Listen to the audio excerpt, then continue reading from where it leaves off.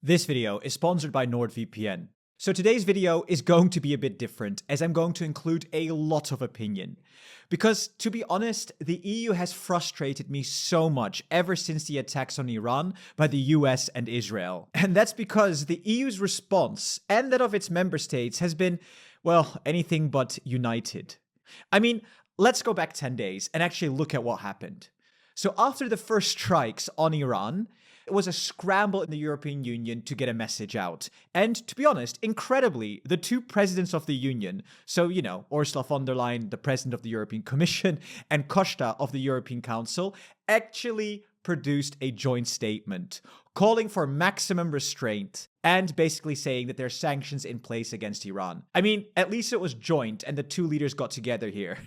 But the thing is, they actually got beaten by Kaja Kallas 30 minutes earlier, who issued her own statement on X, basically saying that she was looking for diplomatic solutions. So yeah, you have these three European leaders who most of the time are not working together. Great alignment there, EU. Well done. But it didn't stop Ursula von der Leyen posting a whole load of messages or posts on X.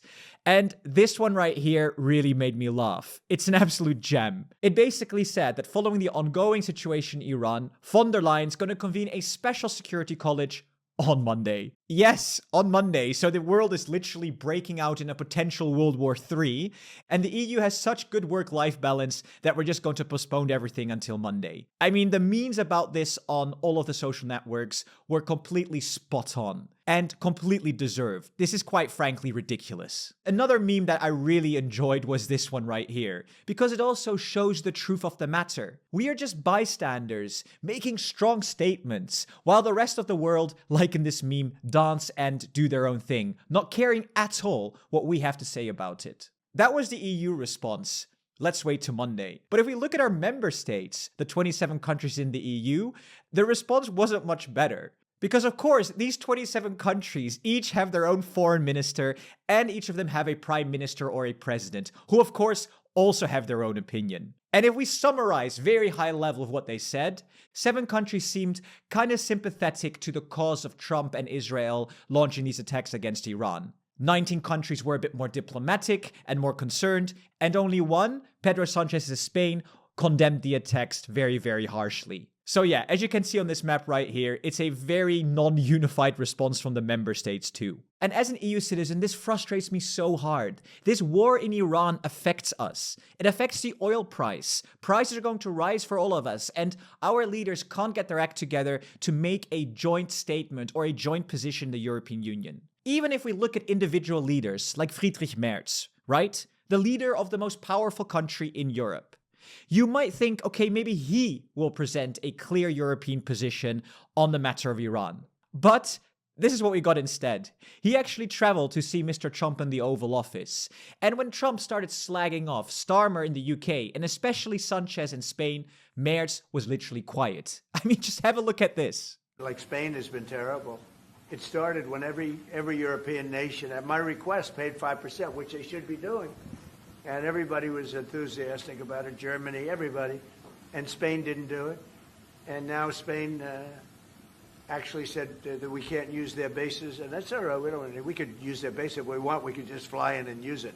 Nobody's going to tell us not to use it. So we're going to cut off all trade with Spain. We don't want anything to do with Spain. Thanks, Merz. Thank you for standing up for European leaders. And I know Merz's team will basically say, we're doing this because we need to keep ties strong to Trump. But honestly, really, what has this helped us? Merz's ties to Trump have not really fixed anything. Instead, Trump is now looking to remove sanctions on Russia so that more oil can flow and the prices go down. So pretty much doing the exact opposite of what Merz and other European leaders have been fighting for. It's a joke. And of course, when Merz got back to Europe, Sanchez was pissed off with him. And now we basically have a bit of a rift between Spain and Germany going on. Really bad for European unity. And then it continued into this week, with Ursula von der Leyen getting on the stage and trying to have her very own Mark Carney moment, calling for a new world order. That Europe can no longer be a custodian of the old world order.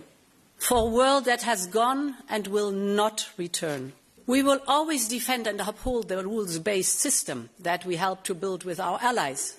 but we can no longer rely on it as the only way to defend our interests. Strong words, Ursula von der Leyen. I actually quite like them. But all the ambassadors, or at least a bunch of ambassadors throughout Europe, thought this was a massive overreach from the European Commission and that she was wrong to say it. So, of course, this morning, or at least on Wednesday morning, if you're watching this later, Ursula von der Leyen got to the stage again in the European Parliament and basically retracted what she said on Monday. Great. Looks very professional, everyone. So yeah, we are in this situation where we have a council president, a commission president, a high representative of foreign affairs, Kaja Kallas, and we have 27 leaders of the 27 European countries, and of course 27 foreign ministers of these countries too.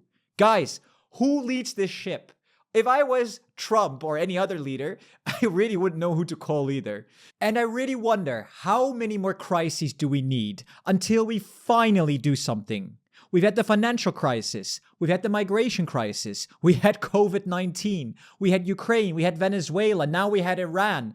And there's so many more over the last 15 years where a more common European position would have done us good.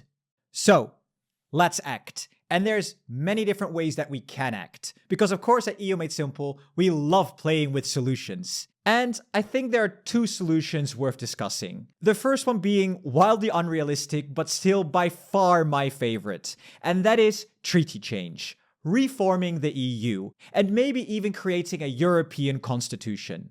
Now, during this reform, the critical piece would be to give the EU more power when it comes to foreign policy. That means that foreign policy would be federalized onto the EU level, and that the EU would get its very own foreign affairs minister. Not the strange role that we have today, called the High Representative of the Union on Foreign Affairs. I think that's the name. Super confusing, I know. That doesn't mean, though, that the foreign affairs ministers within the member states have nothing to say. Yes, their role and scope of their role would be massively reduced, but they would still sit in the Council of the EU, where they can vote on foreign affairs positions that the EU should potentially take. But here, the second change has to come, and that is no more unanimity.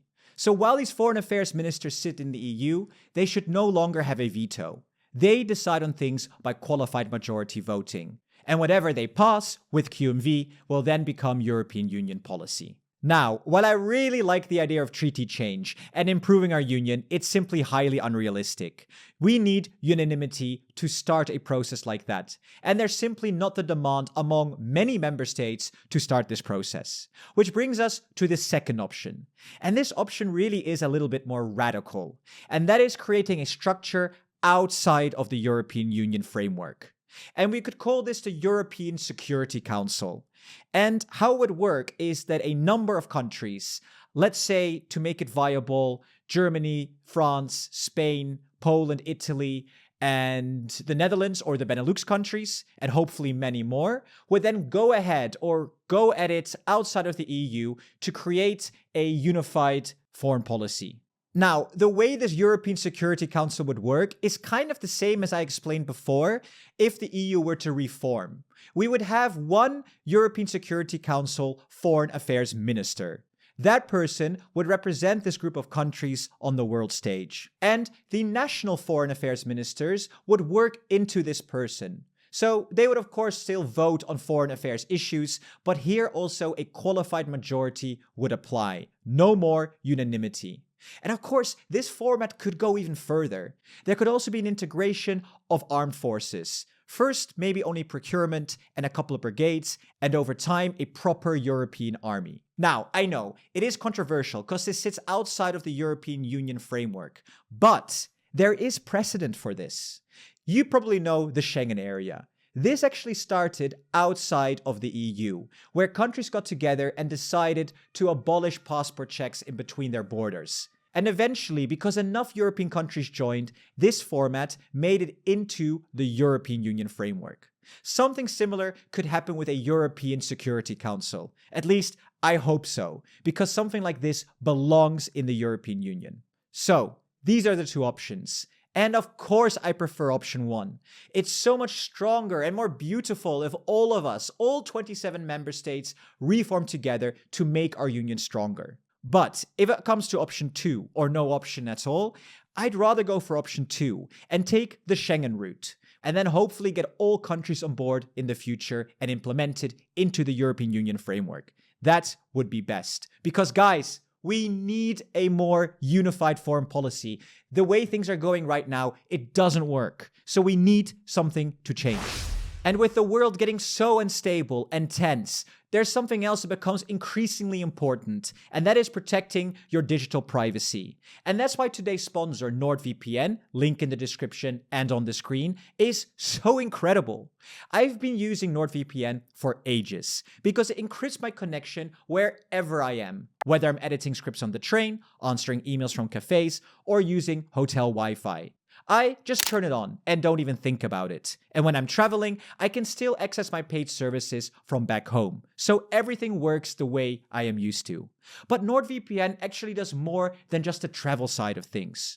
Your password is your first line of defense online. And most people reuse the same one everywhere. All it takes is one random site with bad security, and attackers can suddenly try that password on all of your accounts.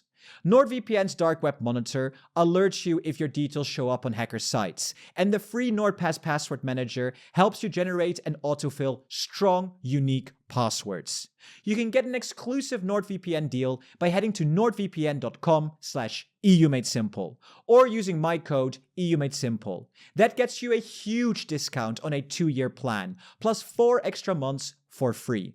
All backed by a 30-day money-back guarantee. It really is a no-brainer.